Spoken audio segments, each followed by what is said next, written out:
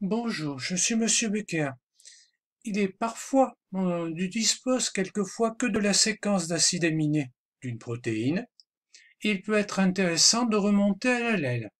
Donc la première étape consiste à lancer Genigène, comme je l'ai fait, à charger les séquences.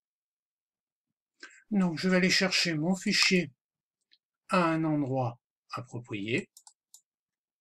Donc ici, dans le répertoire dédié au tutoriel, ici, j'ouvre. Ensuite, j'ai ici mes séquences d'acides aminés de la protéine Spike du variant du Covid-19, donc la forme normale, la forme correspondant au vison, le variant indien, anglais, bordelais, sud-africain. Donc la deuxième chose à faire consiste à cliquer sur Options, Code acide aminé, et à passer sur une lettre, comme ceci. Donc, maintenant je vais éliminer les séquences qui ne m'intéressent pas. Donc, je les sélectionne, comme ceci. Je clique sur Édition, supprimer les sections sélectionnées. Une fois que j'ai fait ça, je vais cliquer sur Normal Spike, donc sélectionner ma séquence. Ensuite, je vais cliquer sur Copier les séquences sélectionnées, comme ceci. Puis, je vais passer sur le site de conversion. Donc, vous avez, c'est genecorner.agent.b reverse translation. Donc, je vais copier ma séquence. Donc, d'abord, je supprime l'élément. CTRL V. Je remonte, comme ceci. Je vais supprimer le nom, autrement dit, j'effectue un certain nombre de rectifications. Mais c'est quand ma séquence d'acides aminés apparaît sous forme d'une succession de lettres. Chaque lettre correspond à un acide aminé. Je clique sur Submit. J'agrandis ma fenêtre. Et je vois le résultat de l'inverse de la traduction. Donc je vais sélectionner ma séquence de nucléotides, comme ceci. Je descends. Ici, une fois que j'ai mon document, je fais CTRL-C, autrement dit, je copie mon document. Je referme ma fenêtre. Je vais faire Fichier, coller une séquence.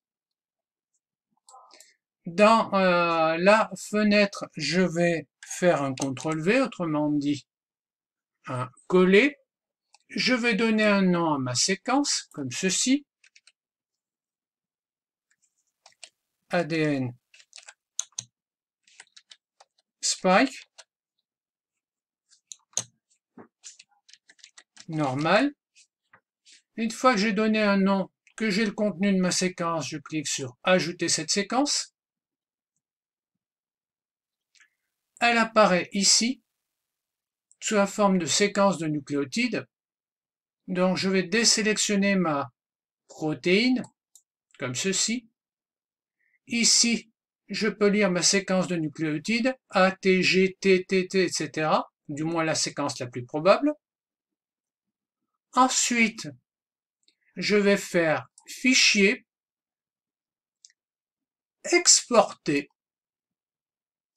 Et si je veux pouvoir l'utiliser ou la lire avec un agène, je vais l'exporter au format .idi. Si j'avais voulu lire cette séquence avec un autre logiciel, j'aurais dû exporter les séquences sélectionnées au format FASTA.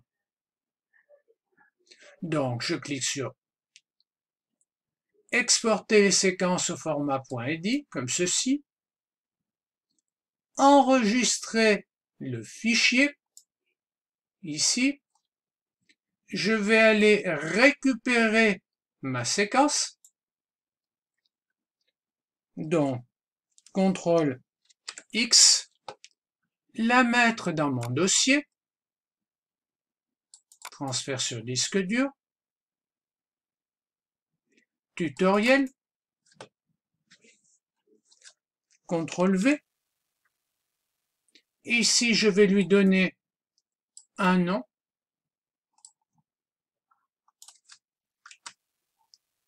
Donc, ADN Spike, allez, Spike normal.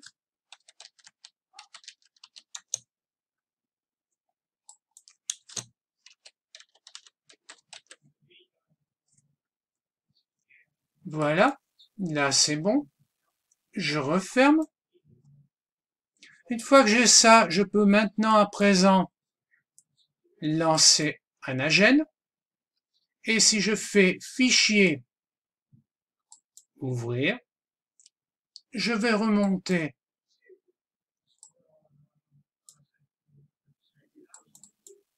à mon fichier, comme ceci.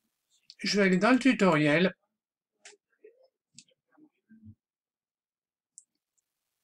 Là, je lis mon fichier ADN allèle Spike normal.